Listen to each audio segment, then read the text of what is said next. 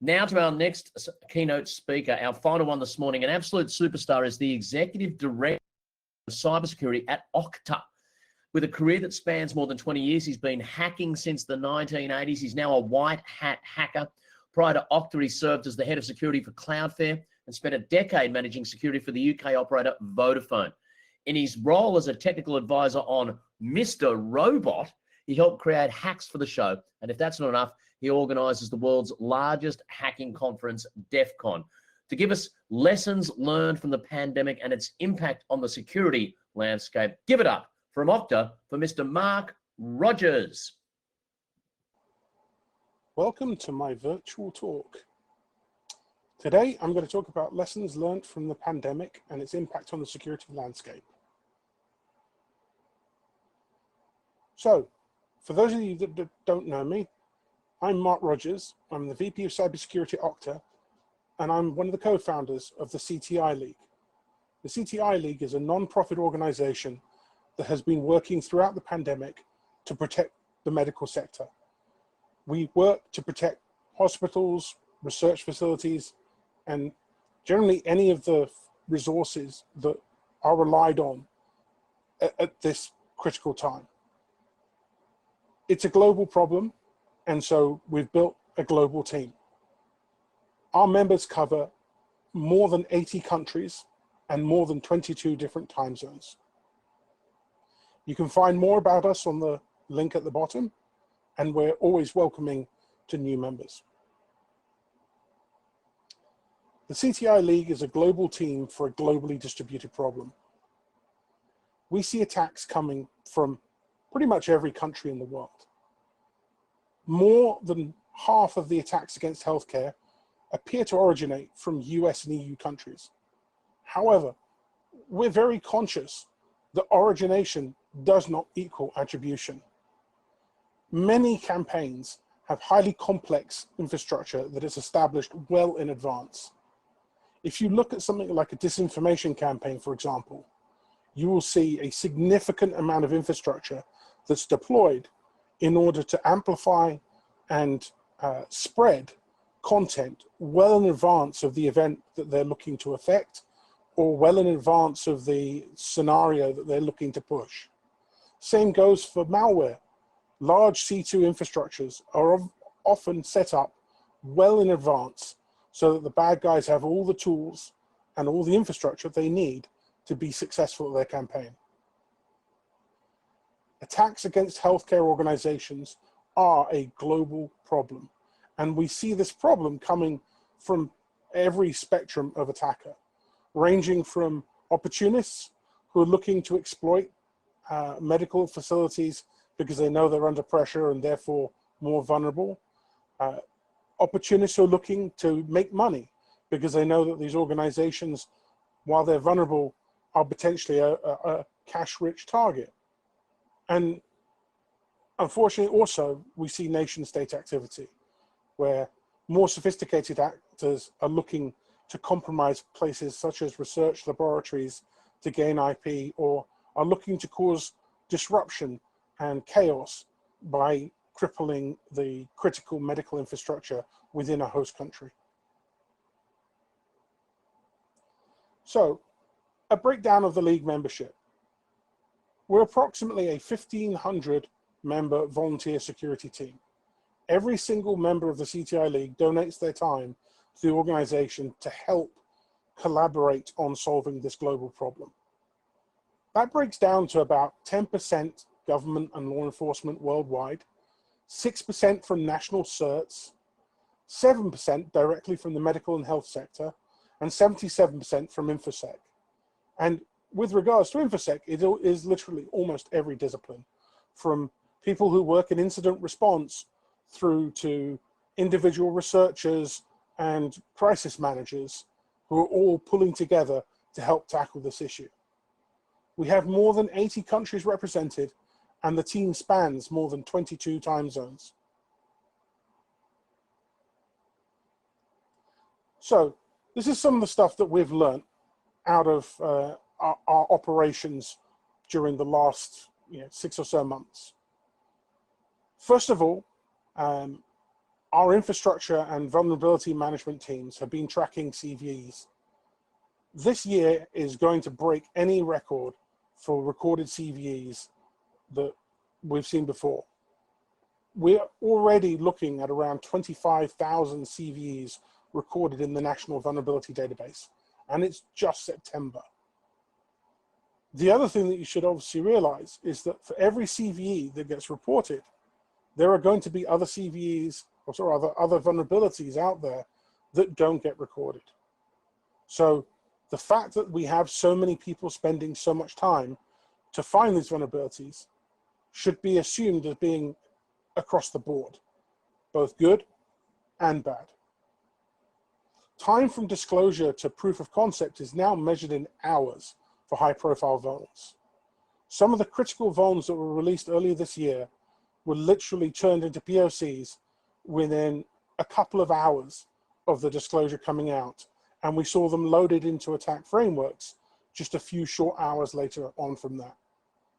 This is an unprecedented level of accessibility to these vulns for people who want to use them, both for good and, unfortunately, for malicious purposes. This means we cannot sit on any vulnerability, and we must work transparently and rapidly to ensure that the industry is protected as fast as possible. 2020 has also seen some of the simplest exploits I have seen in my career. We've seen things like the same directory transversal methodology resulting in the Citrix critical vulnerability, Palo Alto Networks critical vulnerability, and F5 critical vulnerabilities. Most alarmingly, we've also seen that many initial assessments have been inaccurate. They've either been short-sighted in the sense that they didn't take into account the full potential impact, or just simply evolving situations where the company disclosing information didn't know what the full impact was of the vuln that they were releasing. The result was that many of these assessments and releases have become living events where every day new information drops about it. This causes a huge challenge because it means often the initial CVSS scoring assigned to the vulnerability is not accurate. As a result, it's up to organizations like the CTI League and up to the CERTs and other organizations who work on this to try and tackle this problem. We need to help organizations understand the real impact and quickly jump on assessments that are either not complete or missing critical pieces. For example, in some cases, because of the incomplete assessment, mitigation that was put out was incomplete itself and therefore not suitable to protect organizations. To organizations, I would say, you should be careful. Certainly trust, but I would make sure that you verify. Ensure that any mitigation you put in place is quickly tested and thoroughly assessed to ensure that it is delivering what you need it to do. We all need to work together to try and protect each other in this scenario. Organizations, large and small, are failing to keep up with this volume of patches. This is another challenge which is exacerbated by the fact that with inaccurate impact assessment, prioritization also becomes difficult. And so again, we need to work to help organizations keep on top by showing which issues are the ones that are hot and need to be addressed really quickly, and which issues may perhaps be things that can be parked for a while. But likewise, we also need to provide support with some of the smaller organizations in simply resourcing some of these efforts. The threats that we're facing throughout the pandemic really do cover a broad spectrum. We've seen sophistication go from emails that literally have no attachment, that simply work to try and coerce a person into following instructions to get information or gain access to an account, through to highly sophisticated APTs that are being sent for specific campaigns. We see new malware on every few hours on busy days. But unsurprisingly, the vast majority of this new malware is just iterations of older malware that is being rebuilt to evade detection. This is a shrewd economic strategy employed by the malware authors. By sending cheap pieces of malware, such as the popular dropper URSA, the malware authors can sacrifice cheap code that can be rebuilt quickly while reducing the exposure of their more sophisticated frameworks that the droppers that would then pull down.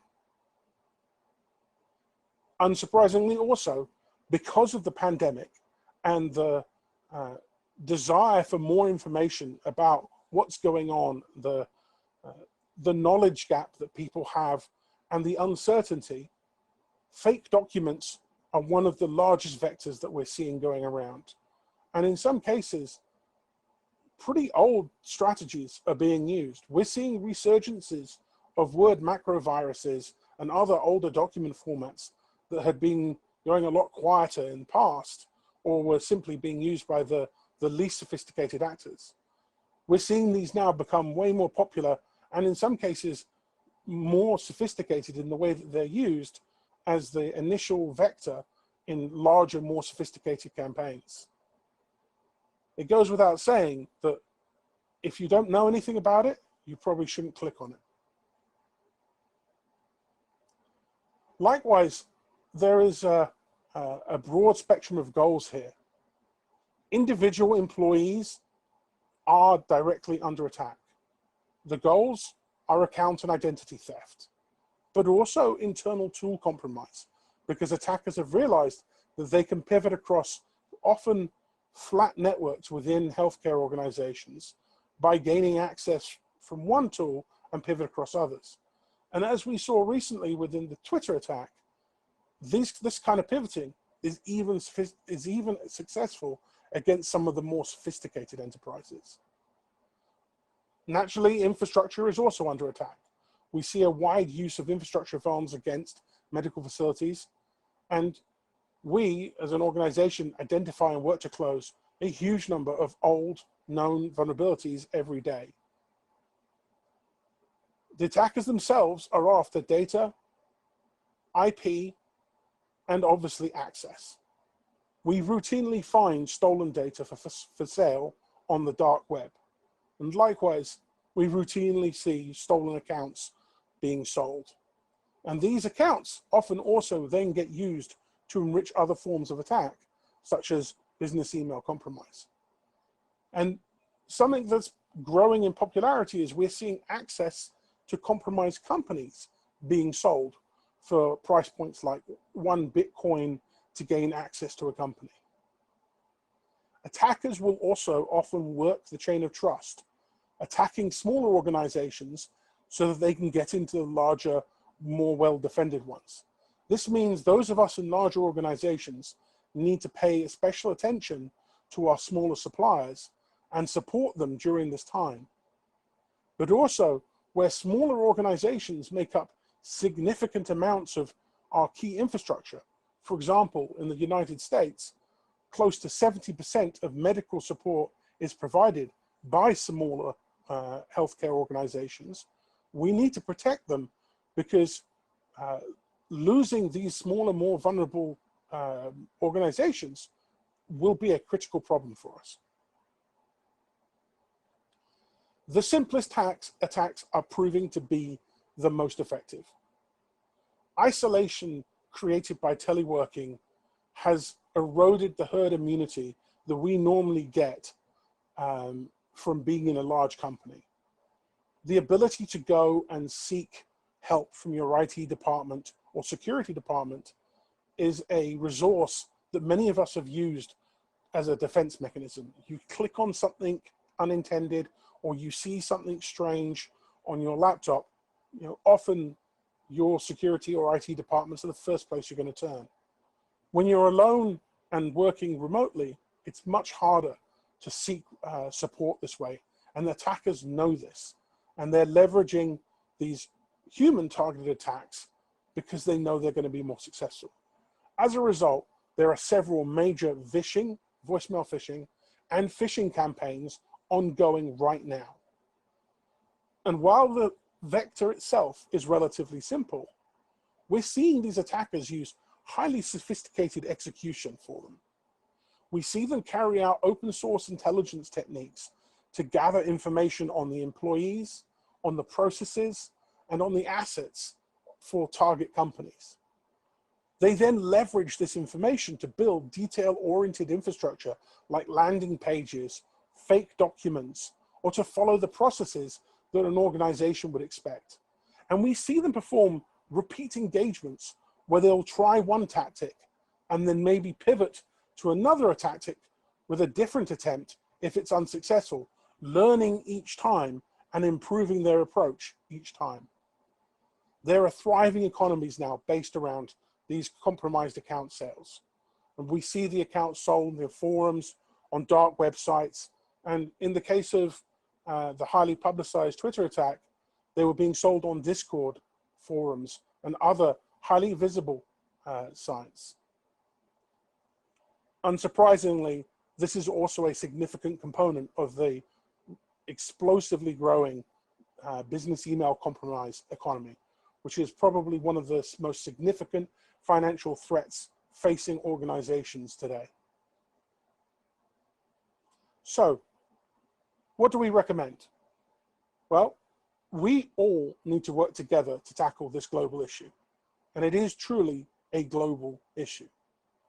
The silos that we normally find ourselves in are a significant challenge. Normally, these silos aren't intended to be problematic, but they become problematic. When companies don't share information back and forth because it's seen as protected internal IP, when countries don't share information back and forth because either they don't want to give an advantage or because the policy creates too much red tape for them to get around, attackers profit. The CTI League has shown that it is possible for us to work within the bounds of our normal restrictions without violating corporate policies and without violating national legislation or policy. We can still collaborate and we can come together and create an army that will tackle this problem. We've also seen that companies which had limited pandemic plans have ended up with significant technical debt in their teleworking strategies. Many of them have had to urgently move towards BYOD strategies. This has left them in a poor position from a security and defense perspective. Likewise, some companies have been forced to punch holes in traditionally strong security architectures in order to enable some of this teleworking. We are going to have to assess what this new normal looks like and adapt our risk assessment strategies to compensate, to make sure that we are really understanding the problems and that this technical debt itself doesn't become the new normal. We need to look at how we adapt awareness training in this new normal for teleworking. Humans are going to continue to be a target. Current approaches are clearly not working well, and we need to adapt and improve. You should OSINT yourself, i.e. use open source intelligence tools against yourself and your company. See what's out there. What surface can attackers use to cause problems?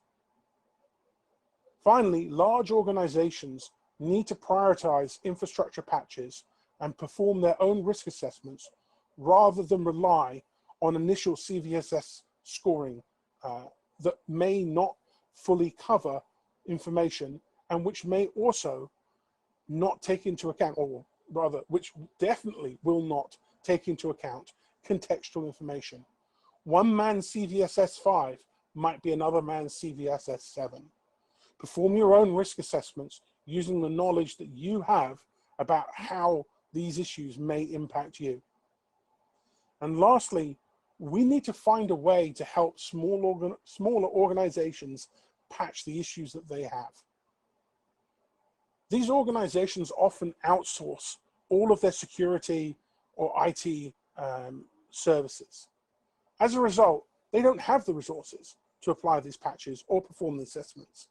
And so we need to find better ways to communicate to these organizations and better ways to support them to ensure that they're protected. Because as we've seen with chain of trust exploitation, often these smaller organizations are the ways in to our bigger organizations. Thank you for listening to my talk, and I'm sorry that I can't be here in person to talk to you all directly. This whole virtual experience has been rather interesting. I really hope that next time we'll be talking in person. Meanwhile, please feel to reach out if you've got any questions. Thank you. Interesting indeed. The one and the only Marc Rogers. Thank you so much, Marc, for that speed test, that bringing us up to date on so many important security issues. One man's CVSS 7 is another man's CVSS 5. So true. I believe it was Shakespeare who might have been the first to say that. Hope you've enjoyed our morning session. Two wonderful presentations, Julian Grant and Marc Rogers there. We're about to break for morning tea. You're not racing off to answer emails. You're not zipping off to do other work.